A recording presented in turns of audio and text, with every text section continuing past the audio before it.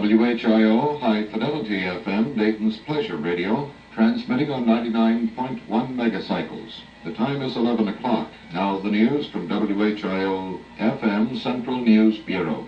Winston Hayner reporting. 2 U.S. battalions appear in almost full control of a strategic hill in the Đắk Tô area of South Vietnam after 72 hours of fierce fighting. American reinforcements arrived today on Hill 875 to help flush out the last of the enemy from well-entrenched bunkers. With at least 246 Americans killed, the 20-day battle near Đắk Tô has become the second most costly campaign of the war. The Đắk Tô fighting toll has been exceeded only by the 731 Americans killed in a 30-day campaign just before last Thanksgiving in the Yadrun Valley and near Plymouth. Britain has called the new crisis over Cyprus most dangerous, and it has joined the United States and Canada in urging a cutback in Greek and Turkish forces on the troubled island.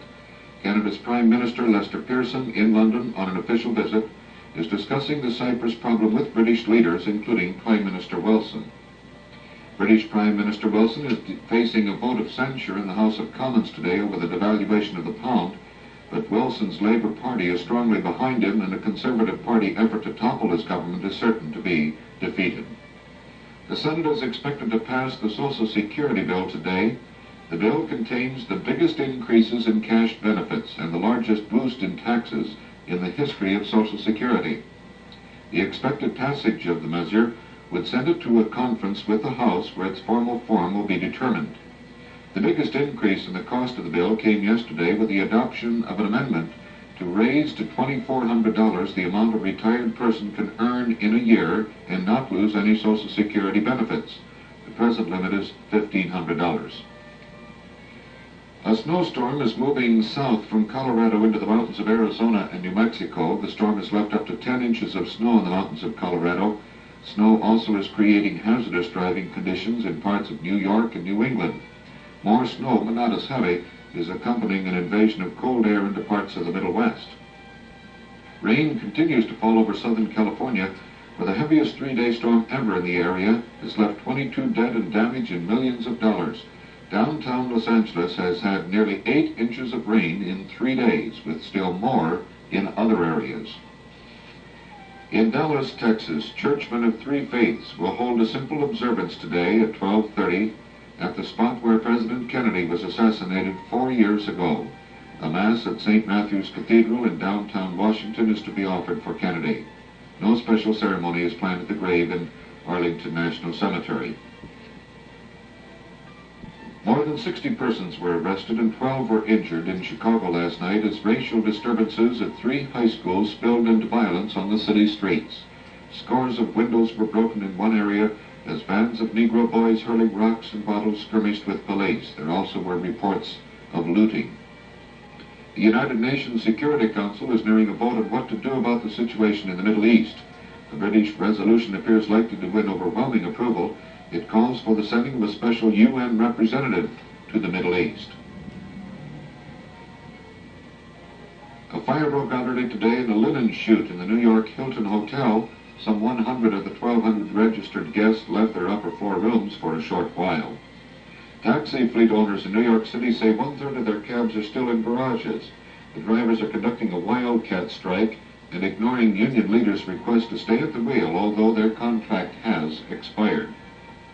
There's been an impression around London that coins jingling in the pocket means a sign of wealth. It came about because the price of silver has gone up 18% since the devaluation of the British pound.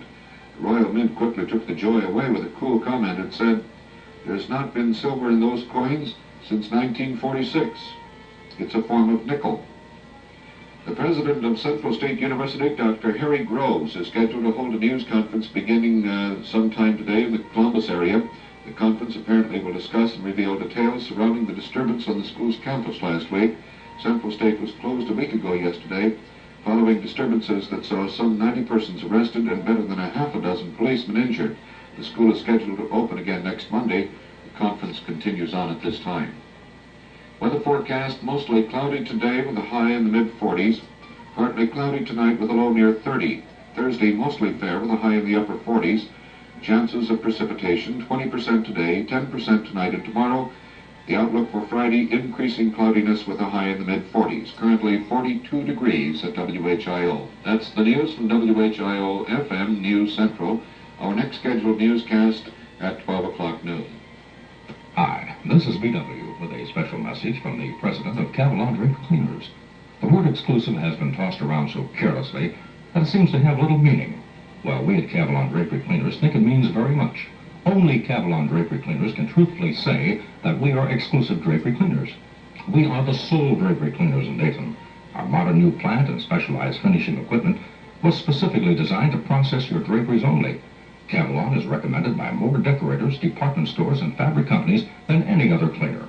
The Cavalon process, originated in Dayton, is so successful that it's now being used in 7 cities and 3 states. Remember, if the drapery is cleanable, Cavalon gives you a 100% guarantee.